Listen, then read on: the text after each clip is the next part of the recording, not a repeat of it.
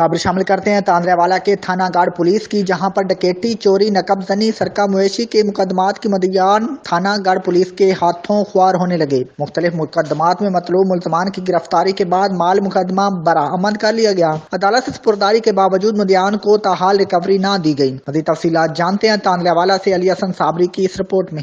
वजीर आजम इमरान खान, IG पंजाब और CPO Faisalabad Suhail Chaudhary के पंजाब पुलिस और बिलखुसूस पुलिस थाना गाड़ को बदलने के दावे धरे के धरे रह गए। रिकॉर्ड याफ्ता मुलजमान के हथों लुटी पुटी बेवा समेत मुतअद्दिद अफराद पुलिस थाना गाड़ से इंसाफ न मिलने पर सरापाए एहतजाज। एहतजाजी मुजाहिरीन का कहना है कि पुलिस ने मुलजमान से माल मसरूका बरामद कर लिया। हमने मुअज्जिज अदालत से सपुर्दारी भी करवाई, मगर अरसा 2 माह गुजरने के बावजूद भी मुतासरीन को माल मुकदमा वापस न दिया गया। उल्टा हमें सुबह शाम थाने के चक्कर पे चक्कर लगवाए जा रहे हैं। पुलिस की ज़िमनी रिपोर्ट के मुताबिक रिकॉर्ड याफ्ता मुलजिम अबूरी जमानत करवा के थाने पहुंचा, जिससे 20,000 रुपए बरामदगी कर ली गई है, जबकि मुअज्जिज अदालत से मुलजिम की जमानत खारिज हो चुकी थी। मुतासरा अफराद ने इल्जाम लगाते हुए कहा कि इंचार्ज इन्वेस्टिगेशन मुलजिम के साथ साजबाज था, इसलिए इतने मुकदमों में मतलूब मुलजिम को थाने आने पर 20,000 बरामदगी के बाद रिलीफ दे दिया गया,